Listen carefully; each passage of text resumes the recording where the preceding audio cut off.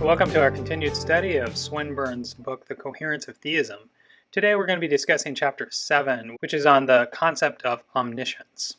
Part 1 ended with the main conclusion that creedal sentences express propositions about a supersensible reality. We saw how Swinburne argues against alternative views of the meaning of creedal sentences and arguing that those views are incorrect, that we can make sense of analogical usage and how the analogical use of terms can latch on to a supersensible reality. So part 2, we begin to discuss the divine attributes. So the big question here is, what does it mean to say that there's a God? We want to fill out the content of that statement so that we know exactly what we're talking about. And then once we figure that out, we want to ask whether this sentence, that there's a God, expresses a logically possible proposition. So our goal for this particular chapter is to determine what it is to say that God is an omnipresent spirit, and then to determine whether it's logically possible that there exists a person without a body who is present everywhere.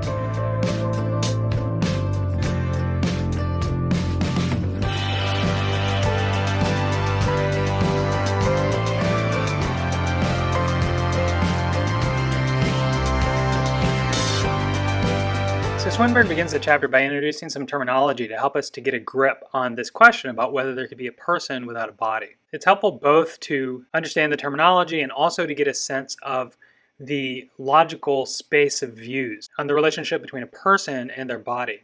So in general, there are two views. There are dualist views and there are monist views. A dualist view is most commonly associated with Descartes. It's called Cartesian dualism. And Descartes thinks that a human person fundamentally is a composite object consisting of matter and mind. So for Descartes, the human person fundamentally is a mental substance within a physical body, where the mental substance can have influence on the physical body, and the physical body also can have influence on the mental substance. Another class of views are known as monistic views. For the purposes of the slide, let's note that physical and mental substance is either fundamental, which we're going to represent with a solid line, or derivative, which we'll represent with a dashed line. So one monistic view is known as physicalism. So on a physicalist view, there's only physical stuff. Mental properties are reducible or derivative upon physical properties. So what a human person is a physical substance. And humans have beliefs and sensations, but those are physical processes. Another monistic view is known as idealism. And here they're fundamentally mental properties. This view is associated with Berkeley. And just as a matter of note, there aren't too many idealists among contemporary philosophers. A third view is known as neutral monism. On this view, there's this unknown intrinsic quality or nature to matter. That the idea here is that science tells us about the relational properties of things, but their intrinsic properties we don't know about. On a neutral monist view, the intrinsic natures of things are compatible with both physical and mental properties, such that physical and mental properties are derivative upon this other intrinsic property. So this view is developed by Russell. It's also developed by Feigl in this really nice article, which I'll link to in the comments. So Swinburne's terminology is important for understanding how he's developing his overall argument. So he begins by defining what it is to be a mental substance. He says that a person is a mental substance. A person has mental properties essentially, which means that if a person is no longer has the capacity or the ability to have mental properties, then that is no longer a person, it's just a body. A pure mental substance is one that needs to have only pure mental properties to exist. So for example, if we can think of a being that just has beliefs and intentions, that has no body, that would be a pure mental substance. A mental property is any property such that a substance that possesses that property necessarily has privileged access to the event of its having that property. So here the idea is that a mental property like a sensation is a property of a substance that the substance has privileged access to. That is, they have a way of coming to know that that property is true of them that's different from a way that other entities might have of coming to know that they have that property. The easiest way to understand this definition of a mental property is that it's a property that you can know that's true of you by reflection alone. You don't need to ask someone whether or not you have this property, and you don't need to go out into the world and use some device to measure whether or not that property is true of you. So for example, if I want to know whether or not I've made the weight for the race that I am going to compete, and I can't just reflect. I have to actually go out, step on a scale, and figure out whether I made the weight. A physical property is not a mental property. It's a property that a substance does not necessarily have privileged access to. So weight, size in general, is a physical property. And what a physical substance is a substance that needs just physical properties to exist. And so the question whether there can be a person without a body is the question of whether there can be a pure mental substance that is somehow or another joined to a physical body, and that pure mental substance can exist without the physical substance. So we continue with these definitions of mental events. I have a picture here of Descartes. Descartes, of course, as we've talked about, is the poster child of a substance dualist. A mental event is an event a substance has privileged access to. So these include sensations, the sensation one has of a warm day as the sun hits you, thoughts, intentions, beliefs, and desires. All of these are things that a person or a substance has a way of knowing whether or not it's true of them that's different and better than a way that other people have coming to know that it's true of them. So for example, I have a way of coming to know whether or not I feel the heat of the sun. And this way is different than the way, my wife or my son would come to know that I have this sensation. The capacity for mental events is essential to human persons so that a human person ceases to exist when they lose that capacity.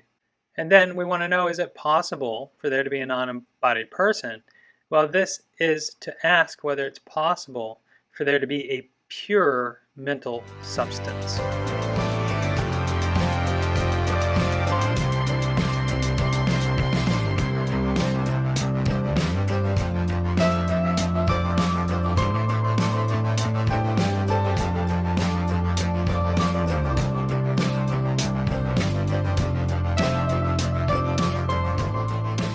So we get some more terminology here from Swinburne about the nature of intentional action.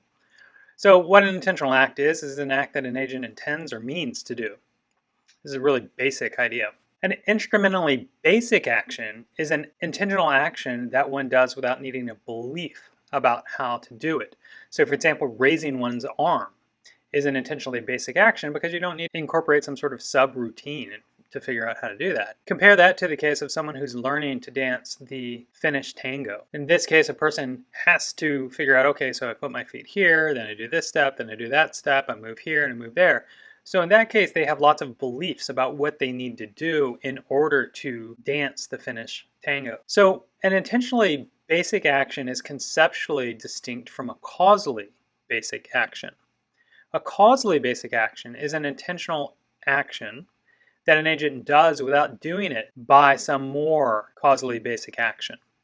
So the basic distinction here between intentionally basic action and causally basic action comes in the debates over dualism and over the nature of the human person. In order to raise one's hand, it's the case that that can be an intentionally basic action. One could just straight off do that. But the body incorporates a whole bunch of subroutines to move various muscles so that one's hand is raised. Okay, so a causally basic action is an intentional action that an agent does without doing it by some more causally basic action. So let's think about the example in the Finnish tango. Again, when one is learning how to do it, it's not instrumentally basic, right? One has a procedure, one has beliefs about how to do it. There's a sense in which when you learn the Finnish tango, you don't need to be conscious about the beliefs. You can just straight off do it. It becomes second nature to you. In that case, dancing the Finnish tango isn't a causally basic action. What's going on there is that there's an action, moving one's feet in such and such pattern is more causally basic than the action of dancing the Finnish tango. And we can see this with the definition that Swinburne gives there. So the action, moving one's feet in such and such a manner, is more causally basic than the action of dancing the Finnish tango. Because the agent does A intentionally, you move your feet intentionally. Moving your feet intentionally causes you to move in this way. And doing B, dancing the Finnish tango, consists in causing your feet to move that way, and the agent did A in order to bring about E. That fits the definition of a causally basic action. And what we can see is sort of a structure to causally basic actions. And what Swinburne says is that the most basic causally basic action is an intention. It's a mental event. Okay, so now we move on to the concept of omniscience. And what we're after is, what is it to be a spirit that is present everywhere? In order to answer this question, Swinburne says we have to first ask what it is for a person to have a body. And to answer that question, we can answer it by answering this other question: what is it for this body to be my body? Swinburne here relies on an article by Harrison where he lays out 5 criteria for a body to be my body. The first one is that bodily disturbances cause sensations in me. In this case, if I'm out for a bike ride and the pedal comes off and nails me right in the shin, then that will cause a sensation in me, a rather painful sensation. But if I'm out for a ride and I see the same thing happen to my friend, the pedal nails him in the shin, that doesn't cause a sensation in me. The second criteria is that I'm aware of much of what's going on in my body without needing inference. So when the pedal comes off and hits my shin, I don't need to infer that there's damage in my body. I can just tell right off that I'm in pain. Third criteria is that I can move my body as an instrumentally basic action. I can raise my hands, I can pedal, I can walk, and so on. 4, I look out on the world from where my body is, so I have a perspective. I see the world from this particular location rather than seeing the world from a different location. And 5th, my thoughts and feelings are affected non-rationally by events in this body. So that if I take up a several-day fast, right, that will affect the way my body feels. But if a friend of mine takes up a several-day fast, that's not going to affect me. I will have to tell by inference what's going on with him. I will think that this person is rather hungry. Compare that answer to what it is for this body to be my body with what it is for there to be a God on a traditional understanding. So there's no physical object which disturbances cause God pains, and no physical object that non-rationally affects God states. So, again, to use the cycling example, when I get hit by the pedal in the shin, this doesn't, in a way, cause a sensation of pain directly in God's states. And it's not the case that somehow or another, when individual fast, that somehow that causes a change in God's psychological states. Another contrast with the conceptual thought that there's a God and what it is for a body to be my body is that God is supposed to be able to move any part of the universe as a causally basic action. Now, this is definitely something that a human individual can't do, but the thought is that God's supposed to be able to directly affect states in the world. Also, there's no one place from which God looks out on the world, yet he knows without inference any state of the world. So it's not as if, to use the example from The Lord of the Rings, that Sauron looks out on the world from a palantir. That gives Sauron a particular perspective to sort of see what is going on. In contrast, the thought is that what it is for there to be an omnipresent spirit is that for this being to sort of know directly whatever is going on in the world. This can be difficult for us to grasp because we use our senses so much to discover things of the world, which comes with a perspective. But maybe to get an analogy is to consider the power of clairvoyance. Imagine someone who has the power of clairvoyance, and so this person can just directly know things without inference. The person may know that the president is in New York, just in virtue of thinking, well, where's the president? And then has this powerful seeming that the president's in New York. This seems a perfectly coherent way of forming at least beliefs about things that are true. Whether or not it's knowledge is an interesting question.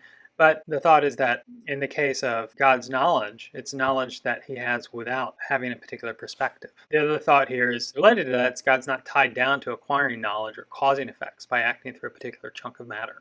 So this is supposed to help fill out the idea of what it would be for there to be an omnipresent spirit. So then Swinburne turns to give a definition of omnipresence.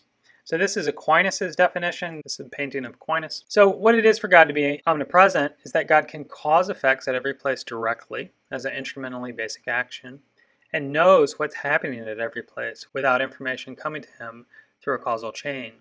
So in general, Aquinas' definition of omnipresence is that God's omnipresent in virtue of knowing whatever's happening in any place and being able to cause anything to happen. So then the main question, chapter 7, is this logically possible? Is it logically possible that God is omnipresent? And here's what Swinburne says. So let's look at this particular passage on page 114. So Swinburne writes, conceive of some person gradually ceasing to be affected by alcohol or drugs, and their thinking remains fully rational, however scientists interfere with their brain. Conceive, too, that she ceases to feel any pains, aches, or thrills, though she remains aware of what is happening in what was her body. She gradually finds herself aware of what is happening in bodies other than her own, and other physical objects at any place in space, at any rate to the extent of being able to give invariably true answers to questions about these things, an ability that proves unaffected by other people interfering with lines of communication, for example, by turning off lights so that no light is reflected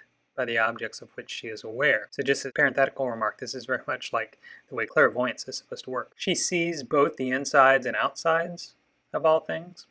She remains able to talk and wave her hands about, but finds herself also able to move as an instrumentally basic action. Anything else that she chooses, including the hands of other people, and to utter words that can be heard anywhere. She can do these things without needing to act through brain events or other physical events in order to do so. However, although she finds herself gaining these strange powers, she remains otherwise the same, capable of thinking, reasoning, wanting, hoping, and fearing. The existence of such a person would entail, indeed would constitute, the existence of an omnipresent spirit. Surely this is conceivable. We can make sense of what it would be like for this to happen, so it's logically possible. Swinburne goes on to say, of course, we can't form a full mental image of this, but conceivability doesn't require imaginability. So then Swinburne turns to challenges to the logical possibility of there being a spirit or a person without a body. The first challenge comes from logical behaviorism. We talked briefly about this in earlier lectures. So here I have a picture up on the left of Rudolf Carnap, who's a relatively young man, and on the right, that's Carl Hempel. Both Carnap and Hempel were advocates of logical behaviorism. And what I want to do is just basically talk a little bit about the motivation of the view here.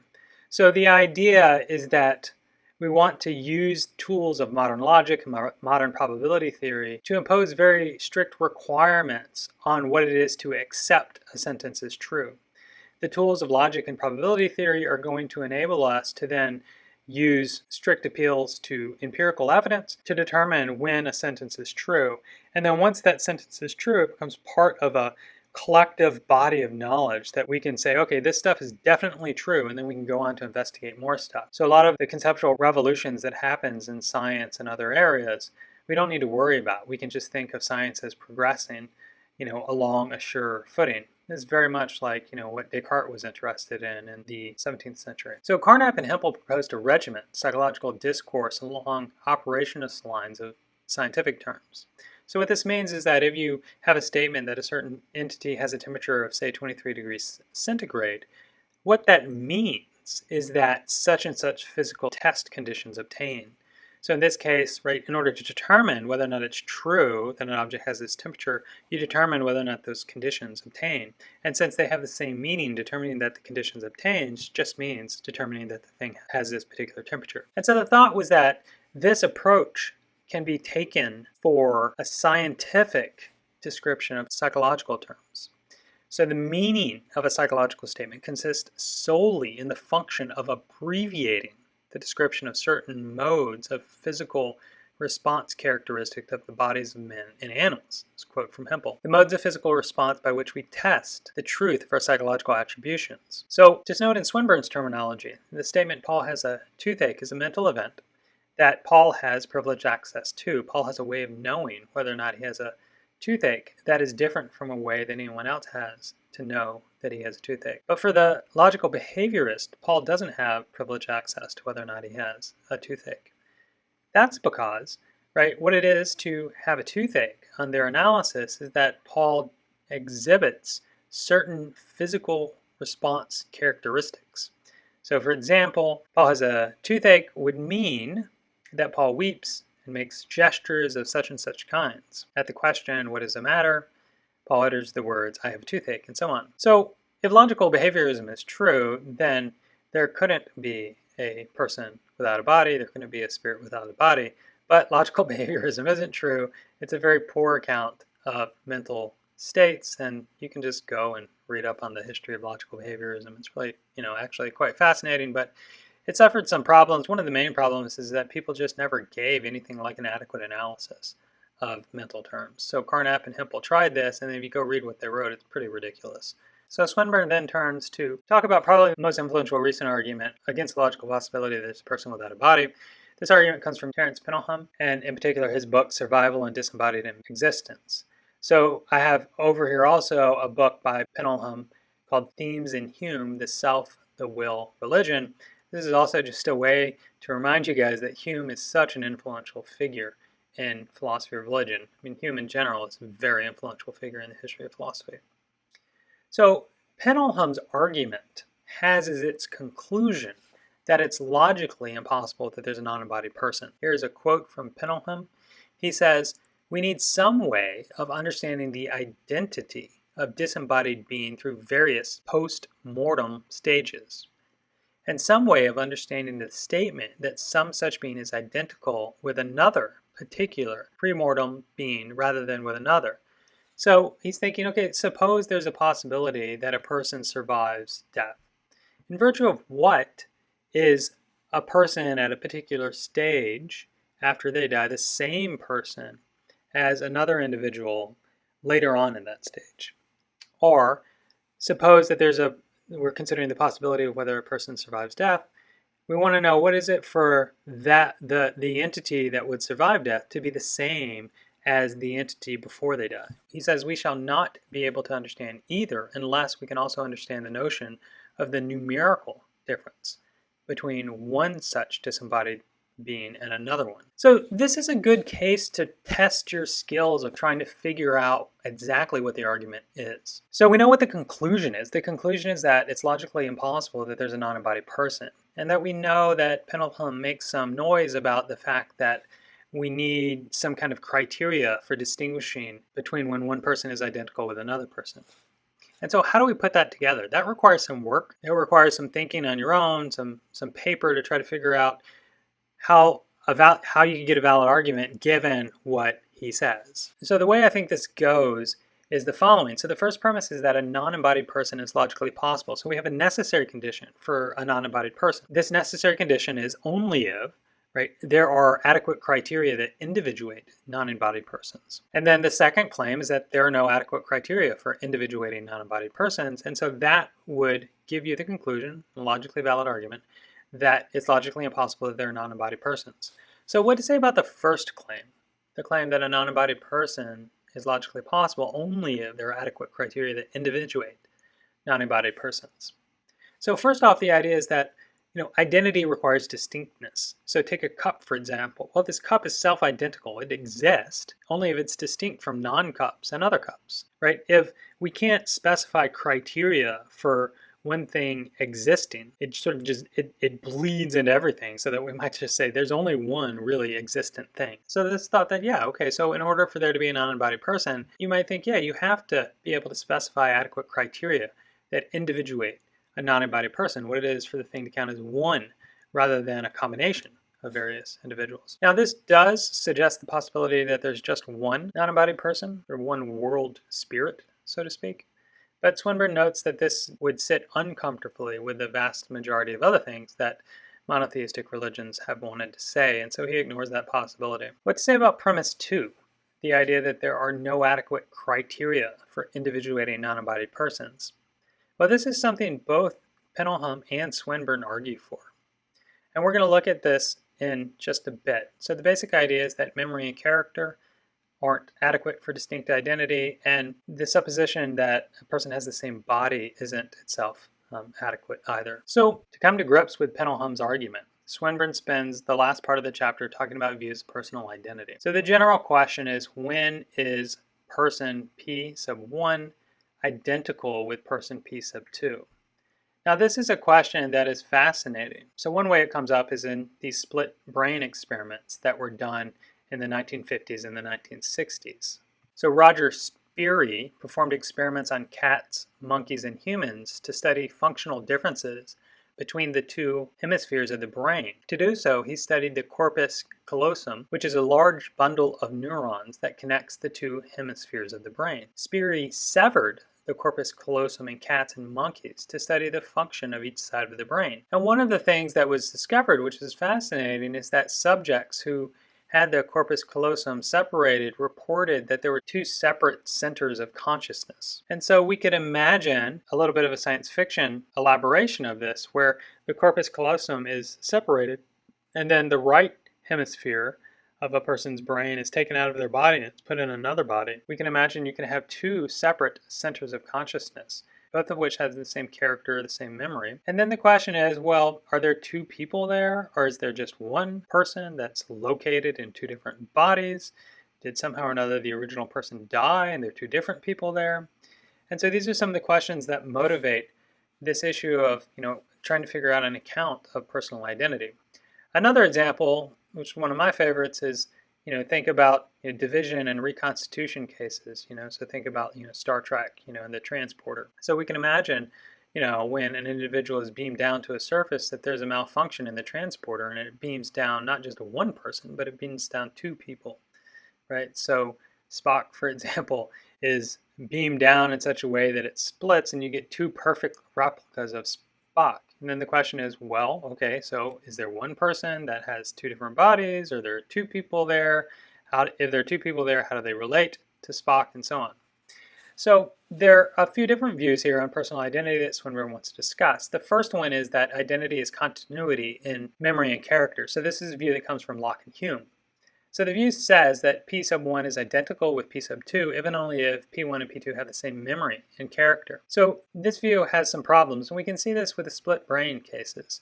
Like in that case, it seems intuitively that you have two different individuals even though they have the same character and memory. It can also seem unnecessary. It's like an individual can survive memory loss and changes the character. I just want to point out as an aside, since this is a philosophy of religion class, that there are tests to determine the Dalai Lama. So the view in Tibetan Buddhism is that the Buddha nature somehow or another survives death and it's reincarnated into different bodies. And they use tests of memory and character to determine whether or not a new individual is the Dalai Lama. Another view of identity is that it requires continuity in body. So P1 is identical to P2 if and only if they have the same body. There's various questions about here what counts as the same body. So think of ship of Theseus cases. A lot of people respond that, okay, so this is the same brain, but then the same sorts of issues that come up with ship of Theseus cases will come up with the same brain, and then these also come up with split brain experiments. So you can read Swinburne, who talks about this, or you can just look around in various philosophy resources online. So Swinburne observes here that you could have a complex theory of personal identity where what identity is, it's some combination of the same brain and same memory.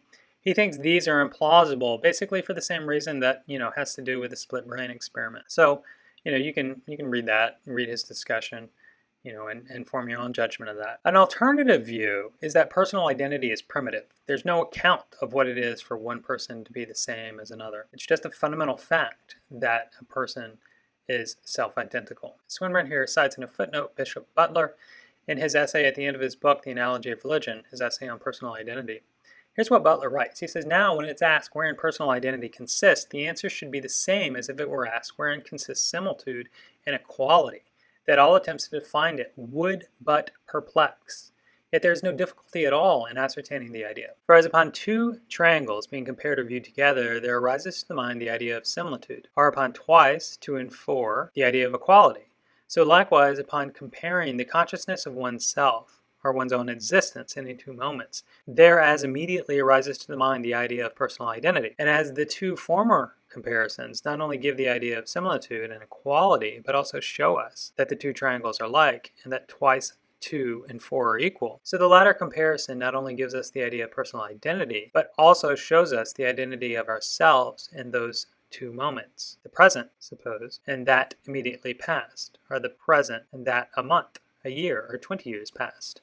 Or in other words, by reflecting upon that which is myself now, and that which was myself 20 years ago, I discern that they are not two, but one and the same self. So the position that Butler is advocating is actually a position that comes from Duns Scotus, a medieval philosopher. So the idea is that persons have thisness. So Swinburne characterizes this as follows. He says a substance has thisness, if and only if there could exist instead of it a different substance that has all the same properties as it, monadic and relational, including its spatial temporal relations to earlier and later substances having such and such monadic properties and relations.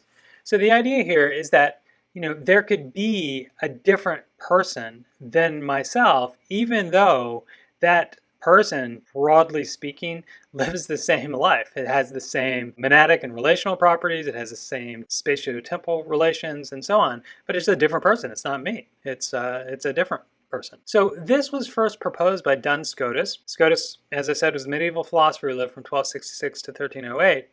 And he refers to it under the name of a heseity. A heseity is a non-qualitative property responsible for individuation and identity. As understood by Scotus, a heseity is not a bare particular in the sense of something's underlying qualities.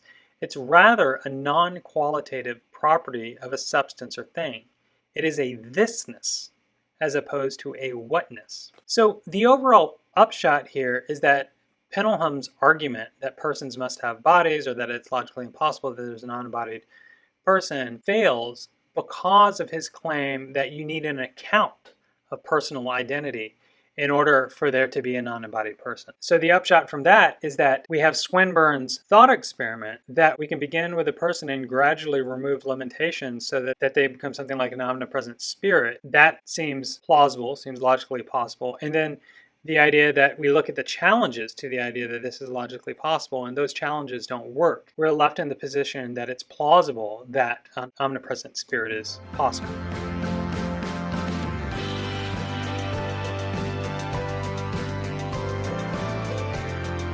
Next up, we'll look at Chapter 8, which is on the divine attribute of being perfectly free and creator of the universe.